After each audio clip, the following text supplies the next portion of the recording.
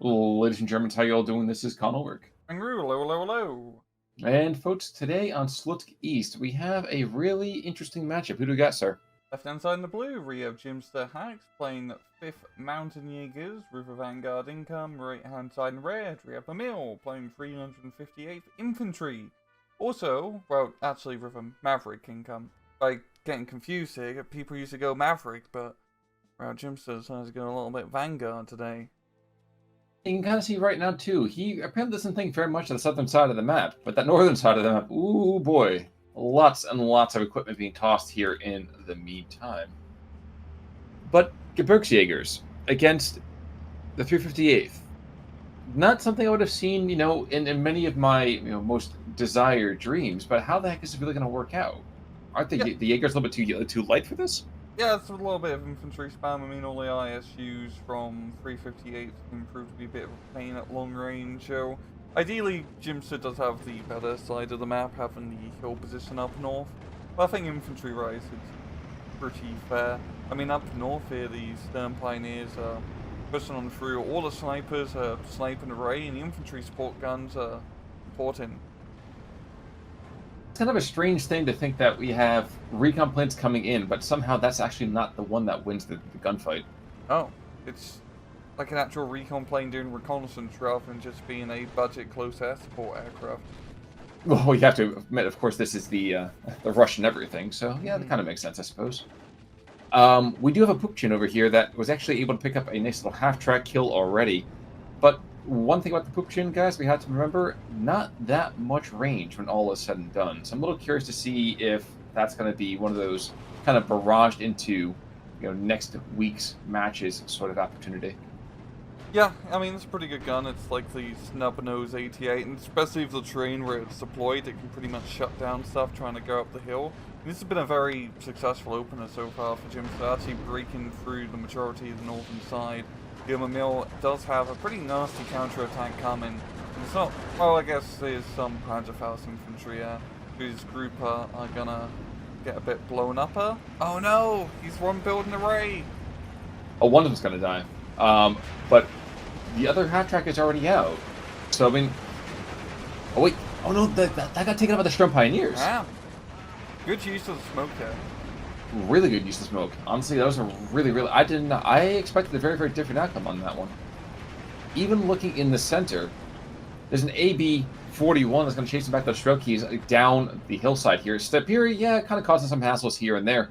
But the issue is, they don't really have the whole Gebirgsfusilier fleshiness. I mean, Stepiri is just two lone Soviets, which is oddly ironic when you consider it. You would kind of expect that the Sniperi for the Soviets would be, 10 guys, of course, only 5 rifles. Yeah. But, I suppose we have to work with what we have. Indeed. Budget cuts by 44, Exactly.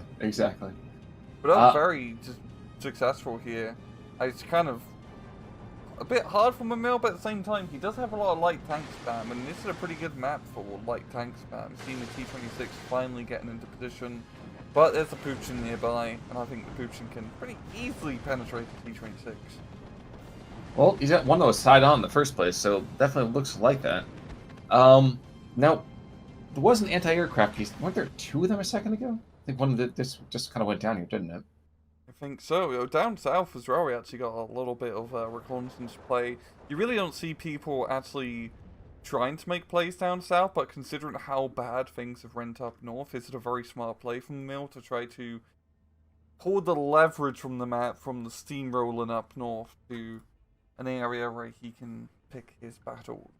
Well, it's not like he hasn't had, positive kills here. He did go and pick up the 105 that was kind of trundling up the center of the map, which was a very brave, if a little bit, short-lived idea. Mm-hmm. But for me, I'm actually kind of more inspired by this crazy push by the Italian Stugaly Brigade up to the northern side. We have 5 of them up there, and there's engaging targets of opportunity. Issue, though, is that we have saw that T-70 is sitting on the downslope of that hill, so while they can support the things north of the river, I would hazard a guess that they're really not going to have that much utility, maybe once they pick up those couple of light tanks in the northern side. Yeah, Jimster's kind of really reached the limit of where he can push on the northern side. Past this point, it gets pretty difficult to get anywhere useful where there's actual flags. It's really too close to the enemy spawn. So really all he can do is just consolidate his current position, which is pretty easy to do. And I'm going to guess once his southern push gets underway. Oh, there's actually a Pack 40 now down south, which could actually shut down his entire push if he was in a bit of a better position. Maybe that'll change shortly. There we go, he's moving. Well, in the meantime, I'm still looking up to the northern side as we just see, again, the Stug Brigade taking out those artillery pieces one by one. So, I mean, not too much that I can kind of hate on here. It's like you said, he's kind of hit a limit of how far he can really push.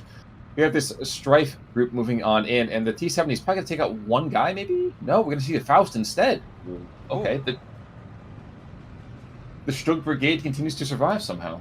Yeah, they've got the big blob. They have, like, decent enough armor, and there's no real... There we go, an ISU, he definitely needs some of the bigger, longer range guns, because he can't really get his light tanks close enough to actually be useful in those CQC fights here. But yeah, so far this has not been a good A phase for Mimile. You know, fortunately coming into B phase, he does have a big income advantage at least. And okay, I would say it's only a +1 tick, but now it's down to a +2, which is not ideal. No, generally speaking, you want to lose as little blood as possible. And it doesn't matter that, even internal bleeding, that's where the blood's supposed to be, but that's not where your tickets want to be either. So it's kind of a bit of an hassle there. In the meantime, I am really surprised by how well these Italians are doing. This is. I know you said that they have decent, really overall, but Italian tanks in this game are made to be laughing stocks. This is that weird pack mentality where actually they work really, really well. It's actually, thinking about it, Italian tanks, even back in SD44, the beloved L6s and AB41s, have always been pretty good meta units because they're cost efficient. They're not, the cool sexy tanks, obviously, but they can deal just enough firepower and have just enough armor on a budget, It's like going... I'm trying to think of like an American example. Here in Canada, we have a grocery store called No Frills, which is like the no brand, like grocery store.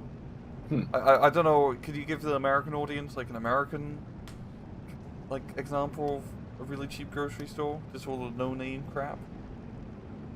There are things like Seatown, for example, that might be something like that. I think that's it's a grocery store, but I think every single one of the grocery stores down here south of the border, which is weird saying it that way.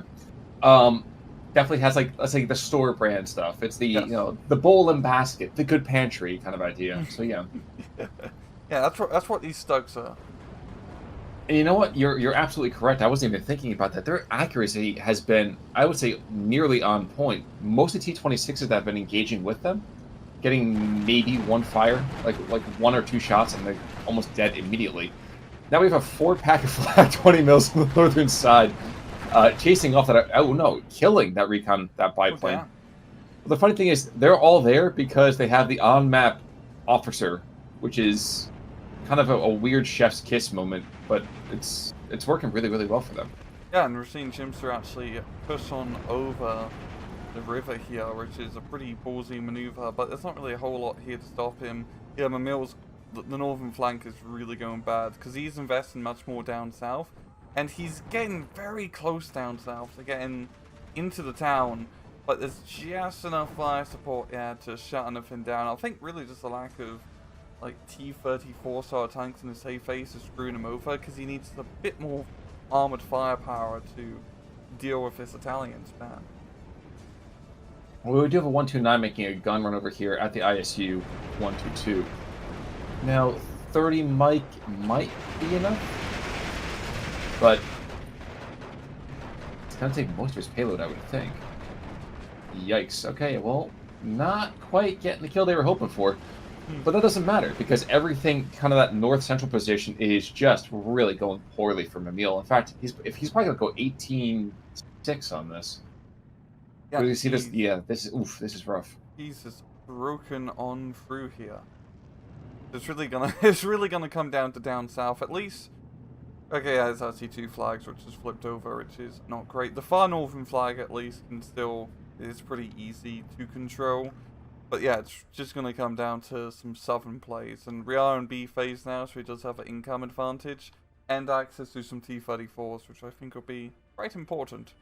Well, that was what I was going to kind of make the comment about here, too, is either pick up the T-34s to get some on-map consistent presence, or you really have to start investing in crazy amounts of those S2s.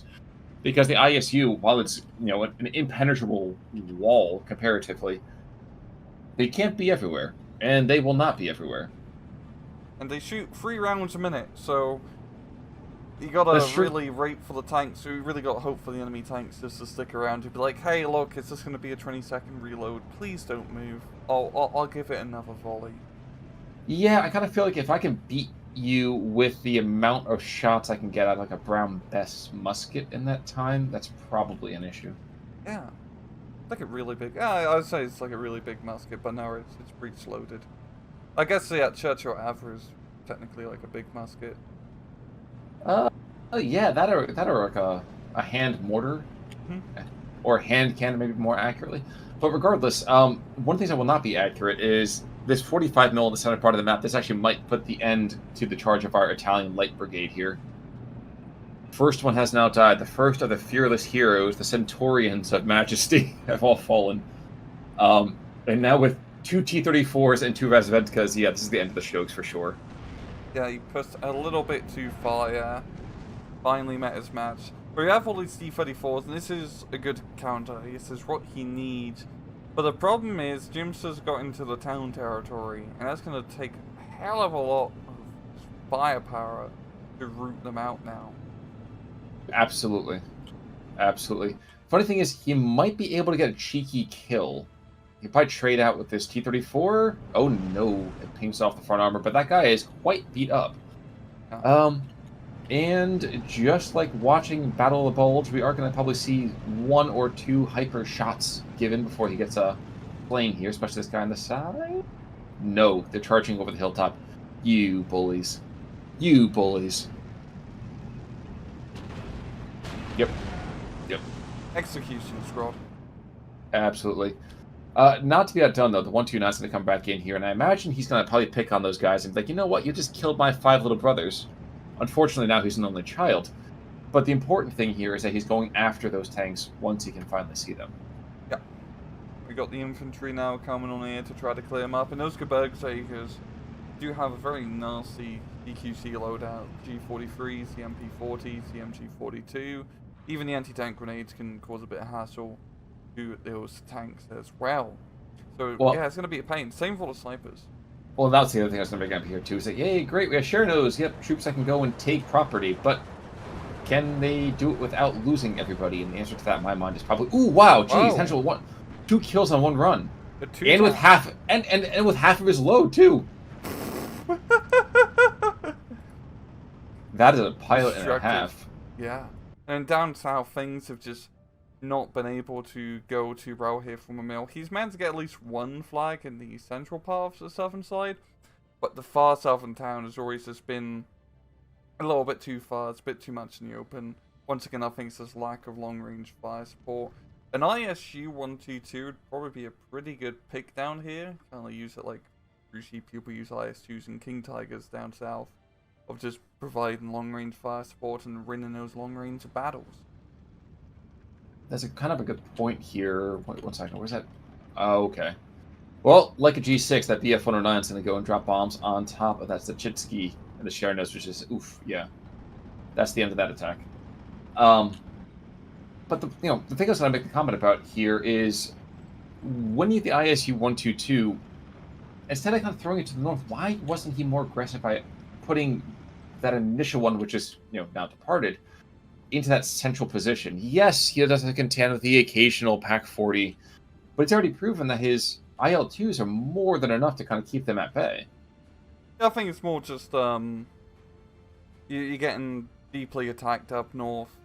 You just want to try to plug the gap, so you bring in your heavy tank.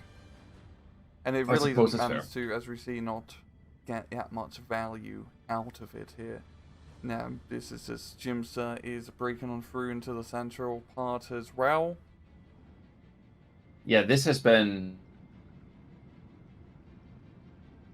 a Effective. very, very kind of shocking opening. I Yeah. first of all don't.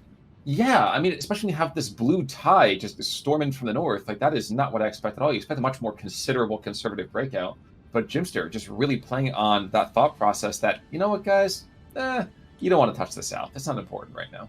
Yeah. And he managed to figure out how to trade very effectively up north, and then actually follow it through. It's a very risky maneuver, but essentially just run in the match already. I had to kind of be amused by the fact that the IL-2 gets panicked, drops the bombs right in the pickle barrel, takes out Yeah. 2 of those IG guns, and then that's yeah, he's dead. He actually died crashing into the 45 mil, but or maybe the BF-109 bombed it. I don't know. Either way, that's a heck of a pilot there too. Yeah. And we got all the. Well, I shouldn't be too surprised about the Flak 20s doing that good. I mean, there's 4 of them together, so it's pretty much a Flak Verlin just spread apart. A flak railing, but not quite as susceptible to indirect fire. Now, I think we're seeing the last throw over here happening on the northern side. There's all these Chitskis and Kambrotis, and you got T60 in there, the BA-10. That's good if it was the opening part, but this is B phase, and you are down a significant amount of tickets here, sir. Yeah, really, his best bet is trying to get into the town, but it's pretty much over in regards to him getting back into the match. I guess it's just one final throw to see whether he can clear out all the Geberg Shakers, because they're ready to Gebergs. He's actually... Oh, he's going to be stinging them a bit. And then one big attack? Or is it, oh yeah, he's waiting for the armored vehicles to go in first. Justifiable, I suppose. Yeah. But of course, the 129 is coming back in the other direction to kill that brave, lone T-70. We'll probably see that happen here in just a moment. 105 engaging in the meantime. Geberg's Fusiliers. They're going to probably go down to the Zachitskis, but not without taking a couple of those Ruskies with them, I imagine. Unload, unload!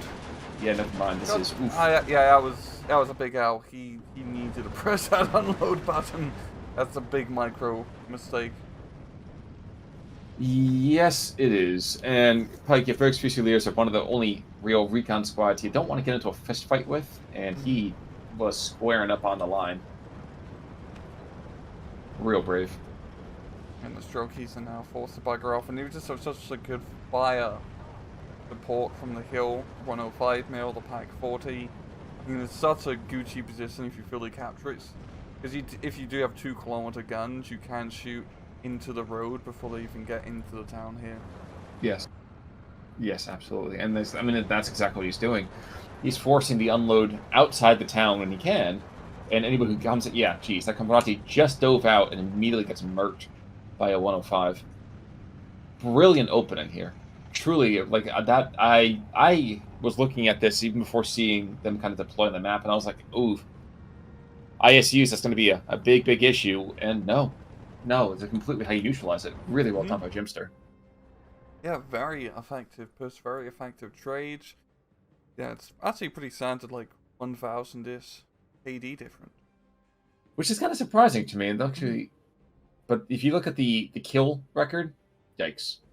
The IO2 does decent, and that's about it. Then losses, oh yeah. Well, the Poopchin, when you have a Poopchin that takes out 2 tanks as well as the half-track with the group still in it, that is a very, very valuable Poopchin, since normally they kind of just exist to die. Hetman, though, picking up a nice amount of kills. Yeah, the Stugs, without a doubt, I think probably the greatest positive surprise in this match. Yeah, the Stugs that we had at home are the Stugs which we needed. Yeah, exactly. HS-129s not doing too poorly for what they cost. Maybe not the most killy, but I will always remember 129 taking out 2 T-34s and the recon plane in one pass. So well done to him. Absolute chad of a pilot. Yes, it's a great way to put it. Any final thoughts, though, sir? No. Well, folks, in that case, then, until next time, I'm Con Ulrich. I'm Rangru. Take it easy.